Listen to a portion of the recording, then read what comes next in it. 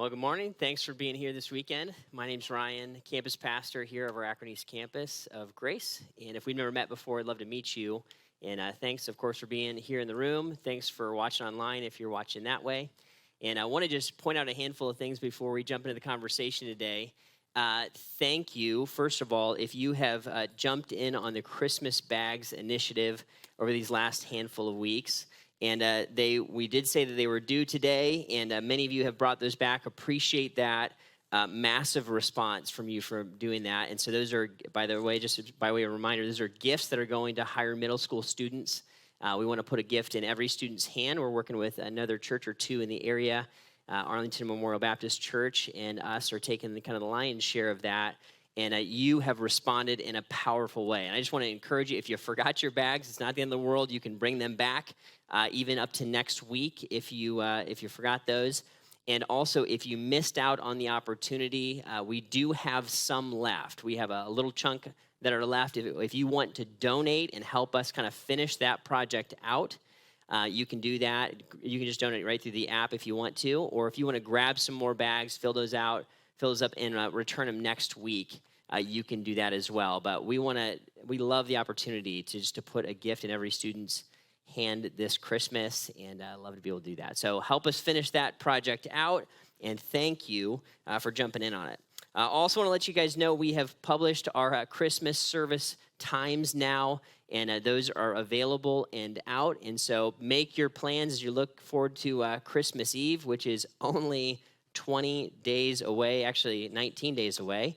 Christmas is 20. So we've got a service on Thursday night and then 3 on Friday. So we create a little bit of space for us to be able to kind of invite family and friends. It's a great time. We're going to have kind of a nice, warm, intimate service all around Christmas. That's kind of how it'll feel. So if you're making your plans, make sure to take advantage of those services. Include that in the family gathering this Christmas.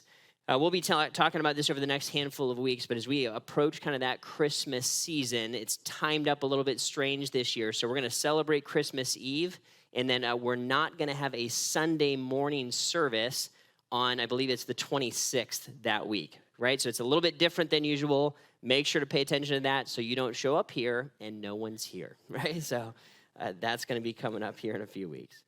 And then, of course, we started our Christmas series here called From Heaven to Earth here just a few weeks, or actually last weekend, and jumping into it and just talking about the reality of what has happened at Christmas. And I just love, I don't know if that's just for me or maybe for all of us, but I love the opportunity to step back and not just do Christmas and kind of the grind of the year of Christmas. That's easy to kind of get into that mode. Oh, it's Christmas again. I got to get the gifts. I got to schedule the parties and do the things. It's fine that mode happens, but it's nice to pause for a minute and just feel how profound it is that the Son of God showed up on the planet. And that is Christmas at the end of the day. And as somebody who grew up never really knowing what Christmas was actually about. I didn't grow up in the church, and I celebrated Christmas every year and really never thought about Jesus.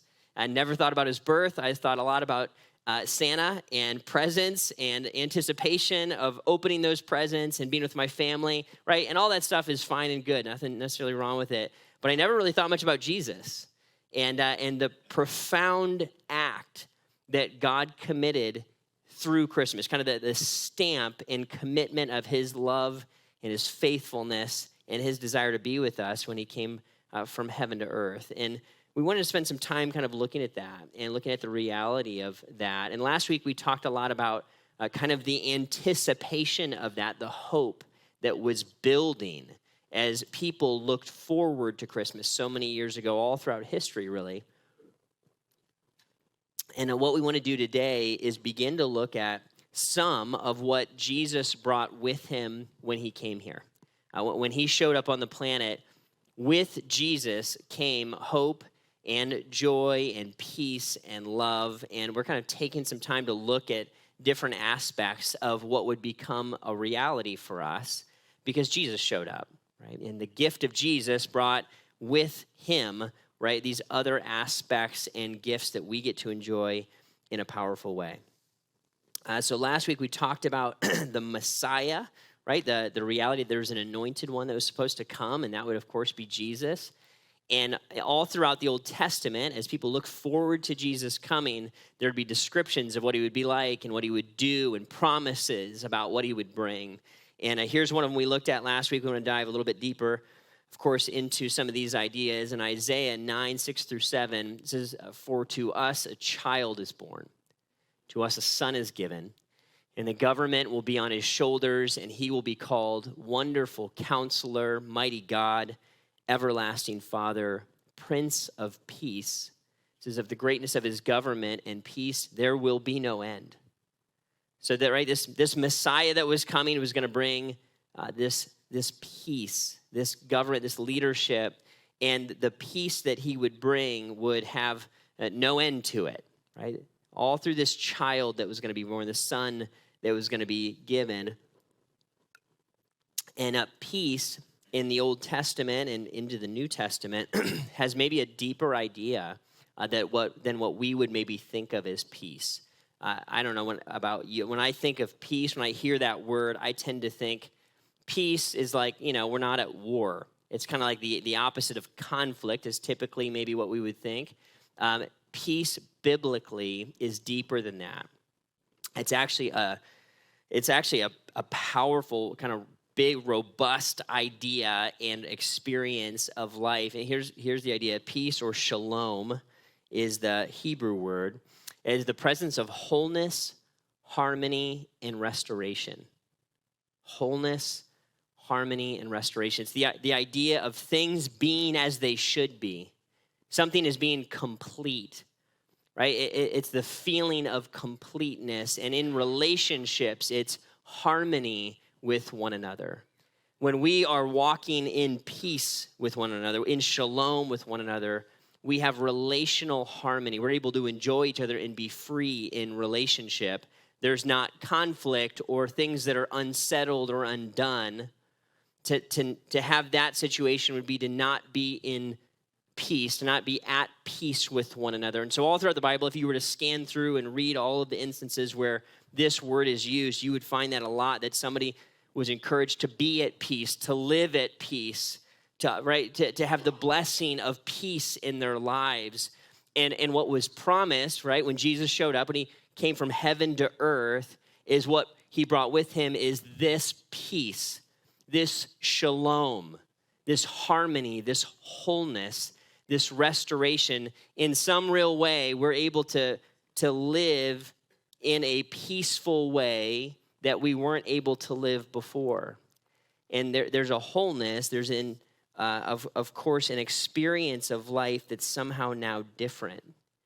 And we can pretty quickly conclude that experience of life, that shalom, is not an external thing, because we see that there still continues to be difficulty and breakdown all throughout the world and all throughout the earth. The peace and the shalom often that we're going to be able to experience, the completeness, is something that we're able to access internally most of the time, right? I can live at peace with myself and sometimes with others. But we're going to walk through a couple big ways that this peace, this shalom shows up, because, man, it is really, really important. There's nothing that can steal your energy and kind of sap you and drain you more than when you're not at peace. When there's something unsettled, you all know how that feels. When there's something just unsettled in life or in a relationship, there's something that I haven't done, I don't have a clean conscience, I don't know what to do with it, and I'm not at peace. I don't have harmony. Things haven't been restored. I haven't done what I could do to be a part of that. So we're going to look at 3 different ways that peace really shows up, and we kind of see it show up in a big way in our lives, and we can see how it affects the world around us. So the first big one is this big move that we see where there's a big block in our relationship with God, right? And if you're new, or if you're like me, maybe didn't grow up in the church, that we were created by God to have relationship with him, and largely because of our decisions, completely because of our decisions, but over time, what's happened is we have had a block between us and him. There's a breakdown in relationship. There hasn't been shalom here in between him and us. So now there's distance, and you probably feel that. I felt it, right? Even before I wasn't a believer, even when I said that I didn't believe in God, I would have talked to God, when I got in a jam, I would kind of make bargains with him, right? Like, God, if you would do this, then I won't do this anymore. And if you would make this happen, then maybe I'll do some good things. But in public, when I was talking to people, I would say, oh, I don't believe in God.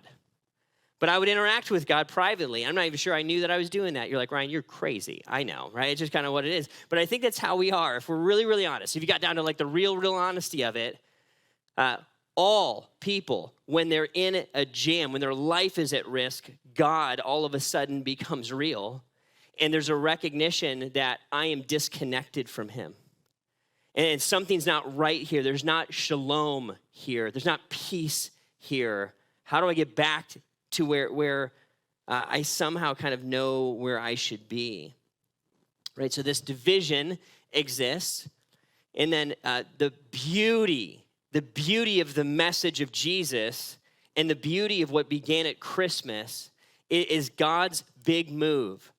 His massive statement when he broke through this barrier and he kind of laid down his side of his arms and basically said, hey, I'm willing to do whatever it takes as far as it depends on me to be at peace with you at great personal cost to himself.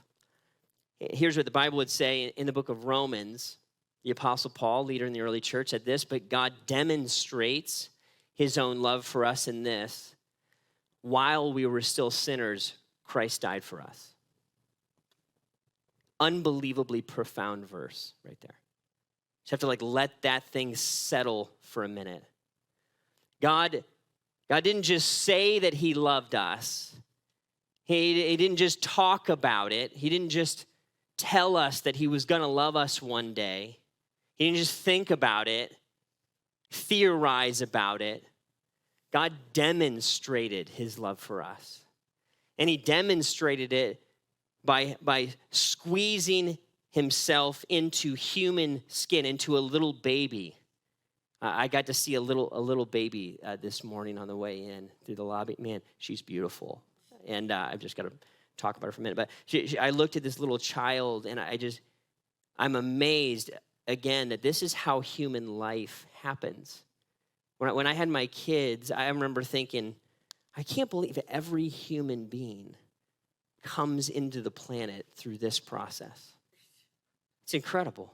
We take it for granted because it's what we know. But the fact that a human being grows inside of another human being, and then they're out here in the world, and we're just like, another day is happening, right? And God's like, I'm gonna take my infinite, all-knowing, all-powerful, existed from eternity self.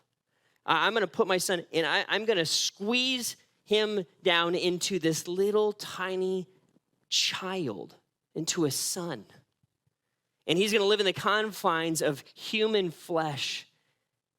And he's gonna live in one geographical location.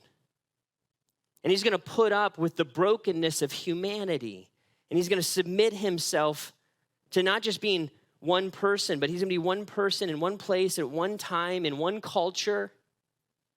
And he's gonna live in that limited state. He's gonna wash people's feet. And he's gonna love the poor. He's gonna interact and treat the sick with dignity. He's gonna live a perfect life. He's gonna die an innocent death on a cross. He's gonna beat death and rise from the dead. And when he does that, he's going to break this barrier in a way that it has never been broken before.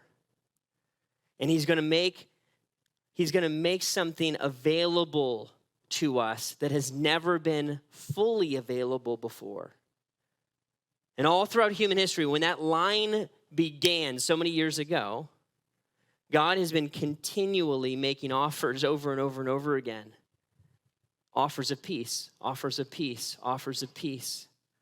And now the ultimate statement God is making here when he humbles himself, he humbles and sends his son and says, listen, these people that I created are worth it. I love them. We want to rescue them together, right? While we were sinners, while we were broken, while we were divided from God, he demonstrates his own love for us. And now what is possible is this. I love this verse. You should highlight this. You should circle this. You should potentially get a tattoo of this on your body somewhere, right? If you're a follower of Jesus, hear this. If you're not, hear this.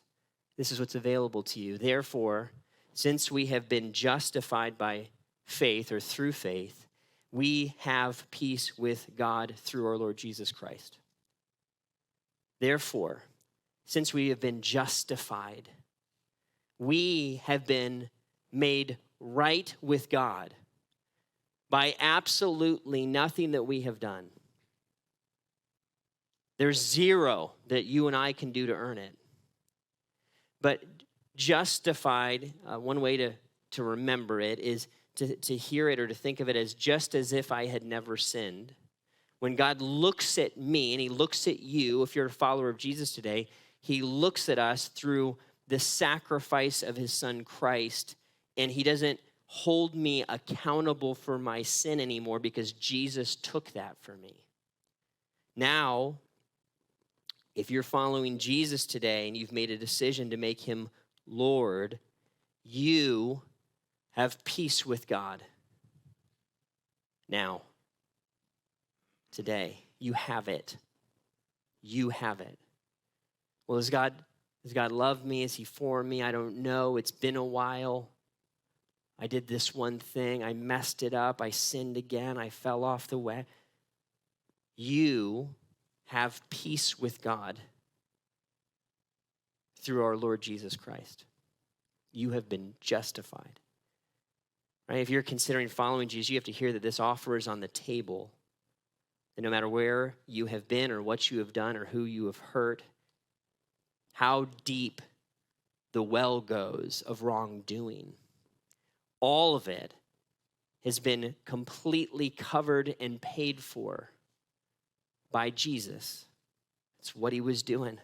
It's what began at Christmas. It's what was promised when a child was offered and when a son was to be given. That son was to bring peace in a way that probably no one could have imagined. And that's available to you. It's available to me. And here's the simple but profound truth. Jesus came from heaven to earth to make peace with God possible. To make peace with God possible. To do something that you and I could never do on our own. I could never live a perfect life. I could never pay my own way. Because sin, what the Bible calls sin, is right when I break God's law. If you ever lie or steal or live selfishly, look lustfully at another person, sin. Right? All of us have done that. It doesn't take long to realize that I'm an imperfect, morally sinful person. Right? Because God doesn't grade on a curve. His standard is holiness. So if I have broken his law one time, I am separated from him. I'm a sinful person then. It's all or nothing. It's perfect or imperfect. Well, nobody can be perfect, I know. Only Jesus can be perfect. That's why it's so huge that when he came here and did what he did, he, and uniquely only he, made peace with God possible through faith in his name. That is great news. And that is why Christmas is such a big deal. Because it all started then. Peace with God is now possible. When I have to start there. We have to begin the process of seeing what that peace is like and where it comes from first here. But then the beauty is it doesn't end there. It continues. And I want us to see this, that we can actually not just not just embrace the peace that God gives us, we can also actually experience the peace of God in our daily life. Where we can actually live at peace personally. Listen to this verse. This is fantastic. Colossians 3:15. Paul says this. He says, let the peace of Christ rule in your hearts. Let the peace of Christ rule in your hearts. Since as members of one body, you were called to peace. He says, and be thankful. Paul's recognizing a reality that we exist and live in. That you and I, as we live life on this earth, it's hard. Somebody on the way in today said that. They said, Ryan, life's hard. Man, yes, I resonate with that. Life is hard at times. Are there times where life is light and easy and it feels, absolutely, those times show up. And often, life is kind of hard. And there's a reality that I get to choose and you get to choose if we want to allow the peace of Jesus to rule in us or not. Right? There's a tendency for all of us, I would think, certainly true for me, to fight against peace and try to control my life and try to remain in leadership and rulership of my own life instead of allowing Jesus and his peace to rule in me. This happens all the time. It's a daily thing. I remember a bunch of years ago, Lori and I had a bunch of kids real fast. We had 4 kids. We had 4 kids in 5 years. Not totally sure I'd recommend doing it that way, but it was fun, and we prayed for that actually, and I'm really glad now that we have 4 and 5. But in those early years, it was a little bit scary because everybody was like a toddler or a baby. And so we just didn't sleep, and we chased little people and made sure no one got broken. And that was a lot of our lives. And there's like many years of that. It was okay for a month or two, but then it just starts to add up. And I remember I was kind of losing it a little bit. It's at this point, I think we had 3 or 4 kids. It's a fog. I'm not even sure. And we were out celebrating. I was with some family members. And, it was one of those family gatherings. I don't know if you've ever had those before. I'm not sure if you ever have tension in your family. I doubt you do, right? And somebody had made a condescending comment, and I just had such little margin. Like just such little thin margin that I almost just snapped on this person. And we were at a Chinese buffet, and I remember getting up and going up through the Chinese buffet, thinking, how long can I walk through this Chinese buffet? Can I walk through this buffet for an hour and never go back to my table? And honestly, I was so fried from just life, right? There was no crisis. There wasn't even a major thing happening. I was just tired from my life. And I remember the desperate. I was a new pastor, and I was getting my master's degree, and we were, having babies. There's all kinds of stuff going on. I remember as I was scooping my General Tso's, I remember genuinely looking out. I was looking into the kitchen, and I thought, I wonder if I could just walk out and not come back. I don't know if I can go back and sit at the table right now. I just can't handle it anymore. I'm like done. I don't have it. What I would say, I didn't have any shalom in that moment. I was not at peace with myself. I just had it up to here and wanted to quit and run away and check out. Man, I've had a bunch of moments like that, versions of that since then. I bet you have too. And in those moments, what I need and what I needed then is I needed to stop for a minute right while I'm grabbing my egg rolls and just let the peace of Christ rule in me. Right, Jesus, you're real. You love me.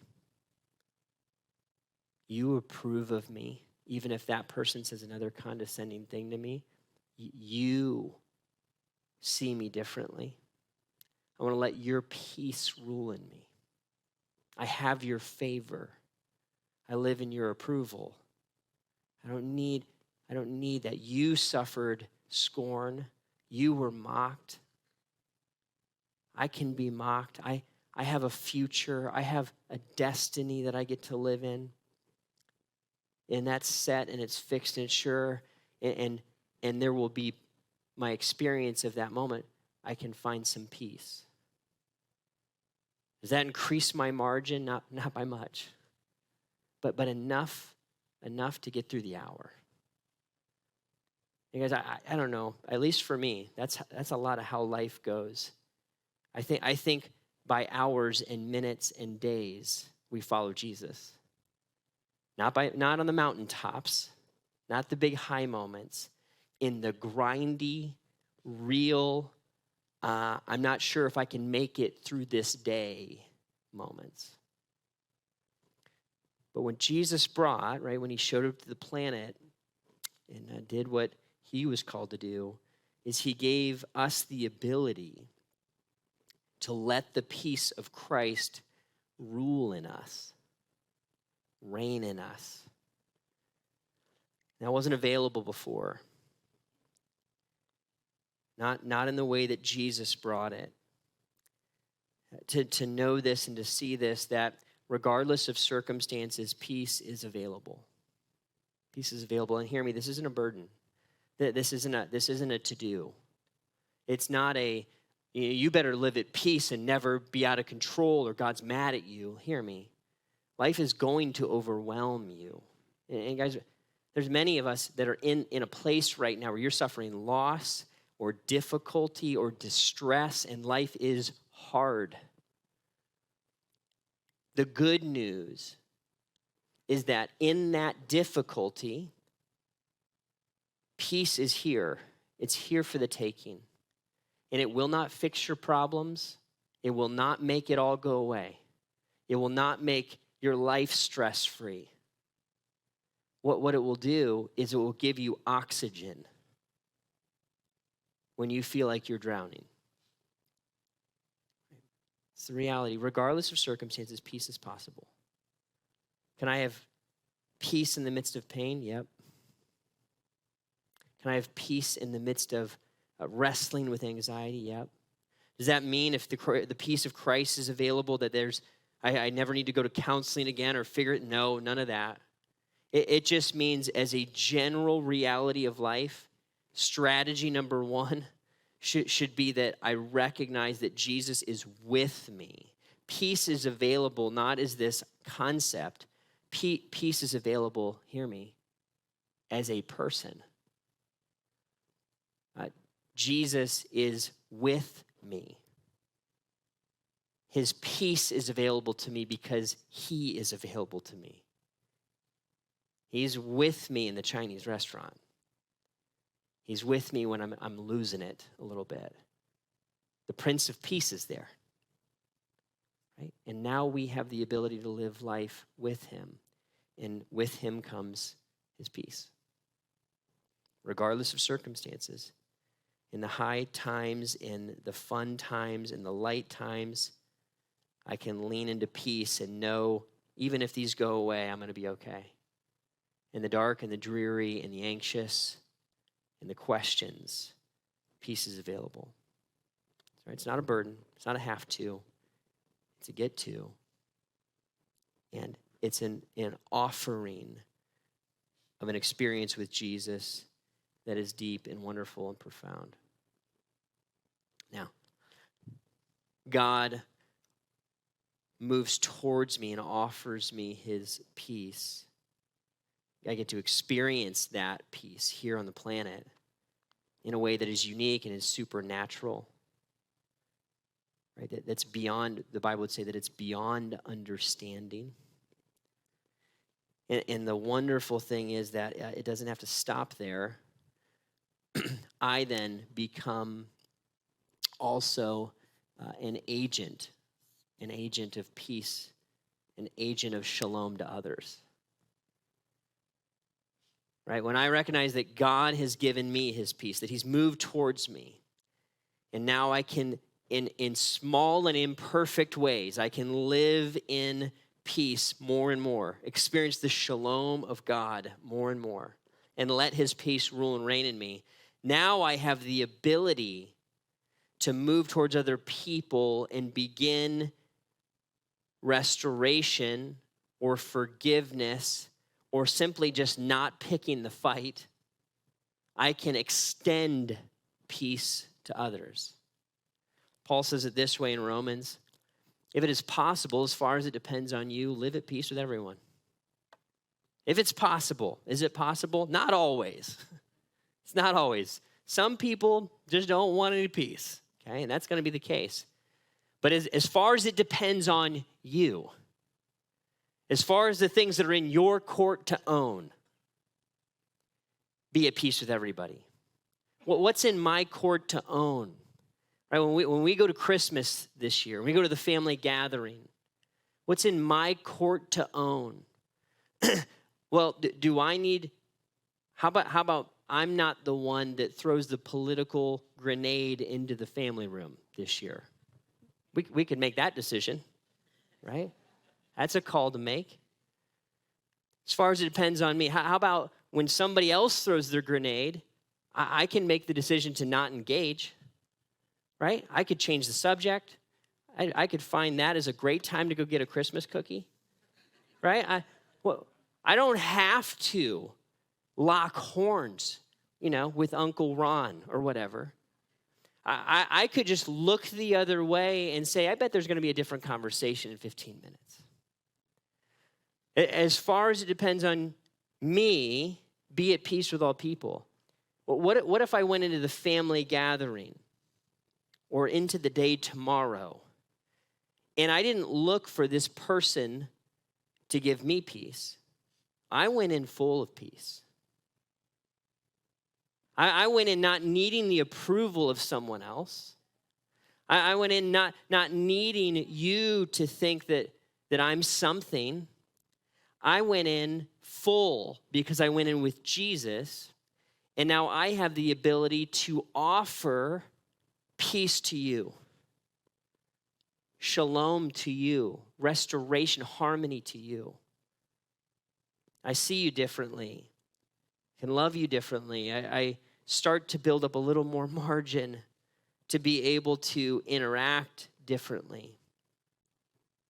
Of course, this is a loaded conversation that we could go very deep with, but the idea of extending peace to others, as far as it depends on me. I'm not going to be the one that picks the fight. I'm not going to be the one that engages. I'm actually going to go out of my way to try to offer harmony with no expectation of it being returned. I'm going to come in and try to offer the grace and the peace that God has given me. I'm going to try to offer that to you. I'm going to look you in the eye. I'm going to hear you. I'm going to love you. I'm going to ignore for a minute some of the tension that we've had in the past. Maybe we need to have a follow-up conversation where there's forgiveness offered, right? Conversation for a different time. But I'm going to extend peace, be an agent of peace. Why? Because I'm living life with the Prince of Peace, because God has made him available to me. It's huge. So guys, this is all Christmas. It all began here. That because he showed up on the planet, because he made that decision, because God chose to send his one and only son, now there is a peace available that you're not going to find anywhere else. Money won't give you that. right? Self-actualization won't give you that. There's not a drug that can make that happen. You can't get it anywhere else. The gift and the wonder of a clear conscience before God, the wonder of an identity that is offered that cannot be taken from you. How much peace is there in that?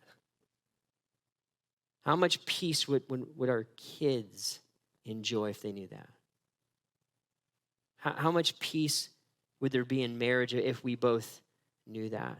How much could I live in my circumstances, wherever they are, if I knew how God saw me and what he wanted to do in and through me? All right, so here's the questions. First question is this. You might be here today and you need to maybe ask the question, do I need to receive God's offer of peace for me? Do I need to receive that? And maybe there's one or two of you here in the room or more who would say, I've never done that before. I've never been made right with God before. You've never done that. Most important decision you'll make in your life. Recognize that Jesus came to this planet at Christmas.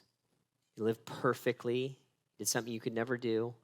He died innocently, didn't do anything wrong, and was executed for it. All to pay for your life and to pay for mine. A debt that we can never pay on our own. And now God would look at you and say, I've done all the work. I've laid the groundwork. I've set the table. You have to receive it. You have to say yes. Do you want that?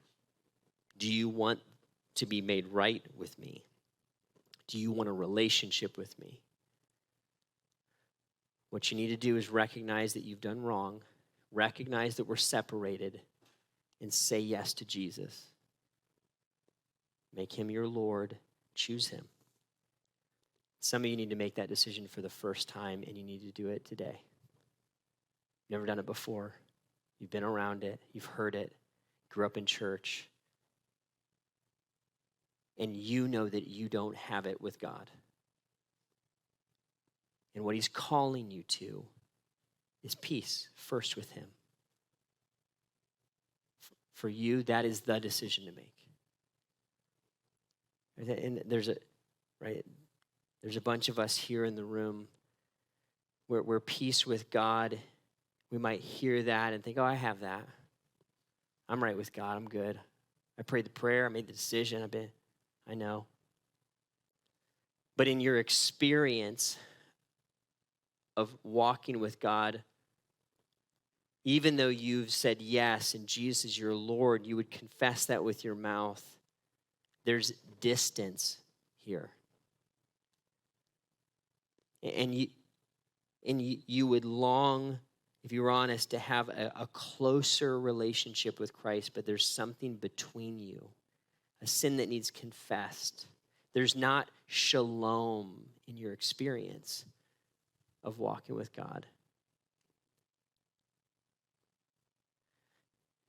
Maybe you need to receive that offer of peace again, not in salvation, but in relationship, and walking with Jesus, to know that you can return to him.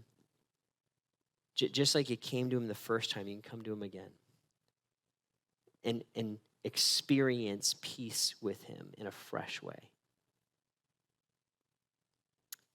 And so some of us are walking in difficult things right now. And we ask the questions, how am I going to do this? Right? How am I going to keep living like this? I don't know if I'm going to make it. I don't know if I can make it through the degree or through the year or and you wonder, can I keep bearing this load? Hear me, and I want you to see this the right way. Part of the reason that we bear loads in this life is to learn that we cannot carry them alone. Do you hear me? I can't carry him alone. The weight will crush me. I have to learn how to live differently. To learn how to live life with Jesus and let him and his peace rule in me in a very practical, daily way. Where I recognize that he's here and he's with me and he's for me and he'll never leave me or forsake me. I'm just going to be frank. Most people who claim to be Christians don't actually live here. They've never actually tried it. Go to church? Yes. Do you believe in Jesus? Yes. You might even serve or volunteer or give a little bit. Do you live life with Jesus? What are you talking about? Do you depend on Jesus when life gets hard? No, I try to think really hard and figure it out. Or I drink a little bit. Or I take some medicine. Or I play video game. Have you ever tried to let the peace of Jesus rule when life gets hard to cope with? It's something different. This is the good stuff. This is where the fruit is. This is where it happens. This is where change happens. I want that more and more. I would keep saying it. I'm learning how to live here. I'm going to continue to learn how to live here, probably until I see Jesus face to face. Last question is, do I need to extend peace, of course, to others? Am I the one causing friction? Am I the one stirring up controversy? Am I the one posting on social media? Am I dropping the bombs in relationships that have nothing to do with Jesus? We can't be at peace with everybody. Jesus even said that. You're not going to be at peace with everybody. Right? He says, I came not to bring peace but a sword. What he means is you're not going to win every relationship. But I can do whatever's in my power to do to live at peace with other people. That's in my court. Is there restraint that needs to be practiced? Is there forgiveness that needs to be asked for or granted? Is there peace to be offered somewhere in my life? The reality that Jesus was born and the greatness of his peace will never end. It's not the easiest thing to recognize, but it's wonderful and it's good and it's life-giving. And in our best moments, it's what we all want. So what would God call you to today? Maybe it's to all three. But here's what I'm sure of. The Prince of Peace wants to be in your life.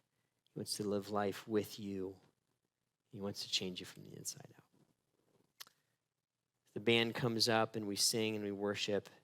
Would you wrestle this through and ask the hard questions? Would you pray with me?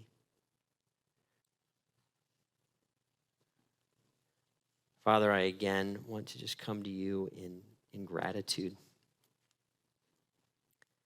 And Lord, your peace is different. It's different than just circumstances working out. It's supernatural. It's beyond understanding. And Lord, you give us the ability to live at peace with you, and that is our first